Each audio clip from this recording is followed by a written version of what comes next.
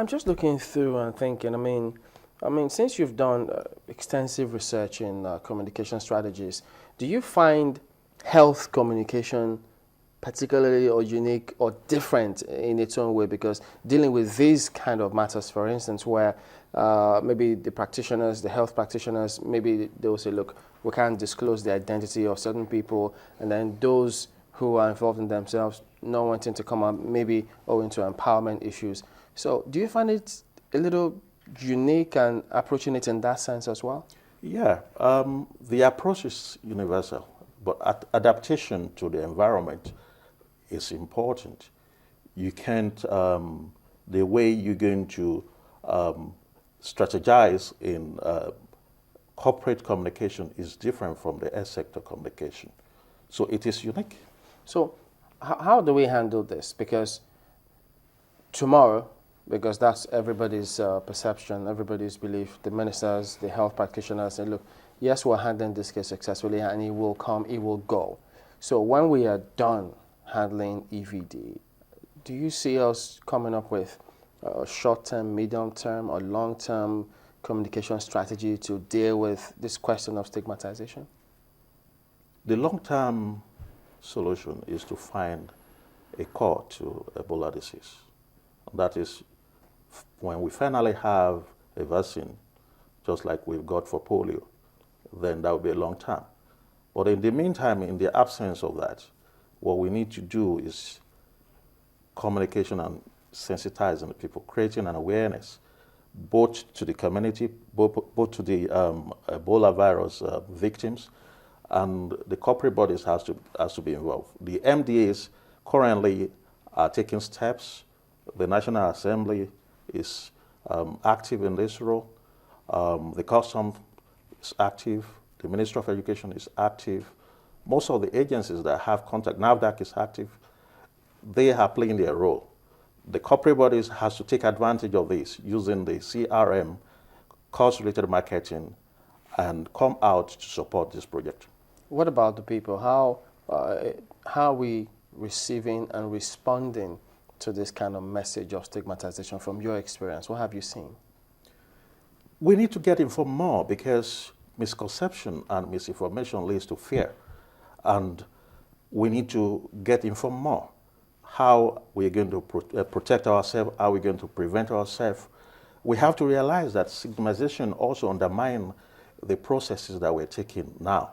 Because when people fear that they will be discriminated against, they will not come out to register themselves, to complain to the doctors. They would rather die, and in the process, many people will be infected.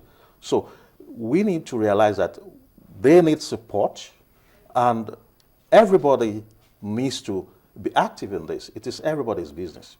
So for individuals like this gentleman who's shown up and said, I survived, I had this disease, I survived. What do you want? What do you think that society should be doing to encourage people, to empower him, the word you used, so that many more like him who have survived it will be willing to come out of the closet? Well, you wouldn't blame the public because it is the fear in contacting the disease because it's highly contagious. Mm-hmm. But with information, we will understand that once it's cured, it is cured.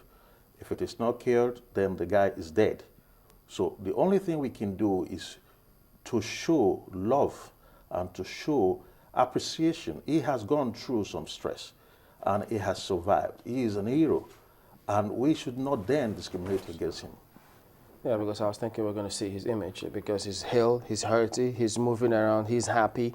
And so that should contribute to making people say, well, after all, it's not a death sentence and life should go on. There shouldn't be any case of this continuous unnecessary stigmatization as a lot of people are advocating now.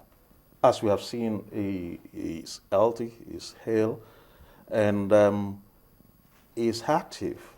The society needs to support him. The government needs to back him up with empowerment in terms of establishing a policy, making it a law, and making sure that they prosecute any offender. It is an offense to infringe on the other person's human right, right of association and right to work.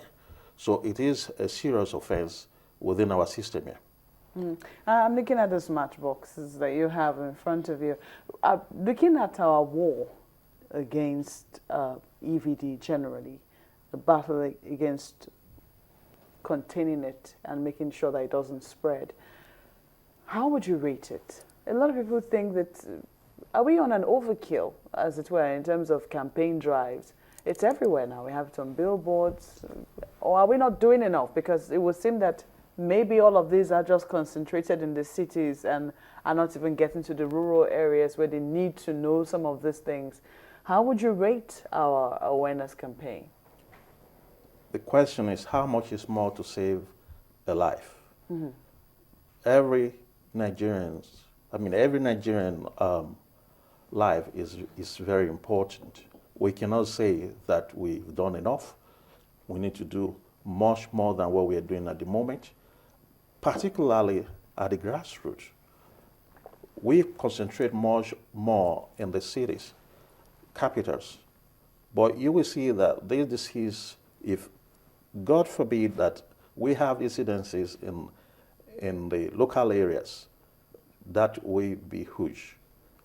That is why it is necessary and important that the government and the community takes a big role. The matchbox, for example, was developed for the MDG. It hasn't been adopted. This is a campaign where I think every household could make use of the information here. This is our product.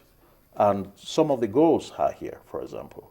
And we have the one we lead for the religious organizations. And we have here, for example, you can see the Humanize Yourself picture in various languages. These are the these are the things that we design, for the MDGs.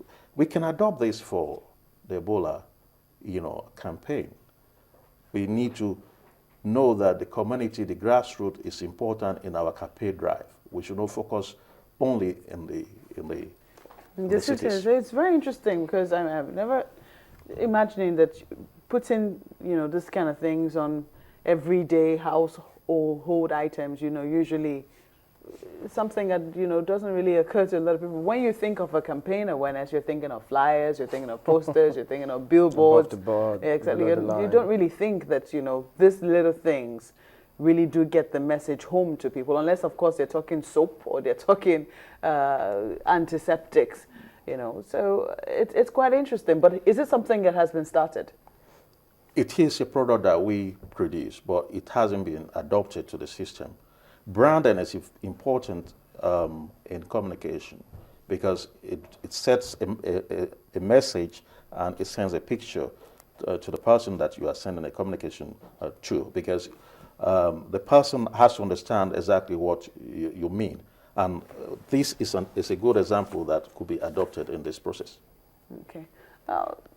Have you been to the rural areas? I don't know if you've done any research in any rural area, perhaps in Abuja, in surrounding environs. How would you rate awareness? Is communication usually a problem, or is it usually easier in rural areas than it is in the cities? Yes. This is because it is controlled by the federal government and from the central government. Normally, local government should be in charge of the grassroots, but funding comes from the top. And because the funding is not enough, it is not possible to go into other activities. Then it is important that other stakeholders, like the business community, private sectors, come into this. Well, I see Omoba saying here that one of the ways he thinks we can change the mind of people about this Ebola is to put up an advert that we can meet with the people who are cured from it. You think this will work? It will work. It's actually one of many dimensions that we could take. And we have to understand that Nigerians are afraid. We like to live. We don't want to die. So this came to us as a surprise, but we need more information. More information takes place through sensitization. The normal saying that people perish because of lack of knowledge applies in this situation. Well, Balaji is also saying well, he thinks government officials and medical practitioners can take a lead by demonstrating that treated cases are totally free, or those who have been treated are totally free. But, well, I don't know, because if they've said it and we've seen some of those, maybe he thinks they should take it one step further. A meeting with them, maybe. Bolaji is right, because we need to use the leaders in the society, the respected people in the society. If doctor speaks, people respect. If teacher speaks, people respect. If journalist speaks, people respect. It is important that we train the health workers, we let them know the steps and actions needed to be taken, and then from there on, we apply different approaches to this. All right, okay. Well, thank you for coming on this morning. Dr. Olaniyi Ibidapo is a communication specialist and strategist involved in health communication, especially as it has to do with the EVD. We'll be back in just a moment. Join us again.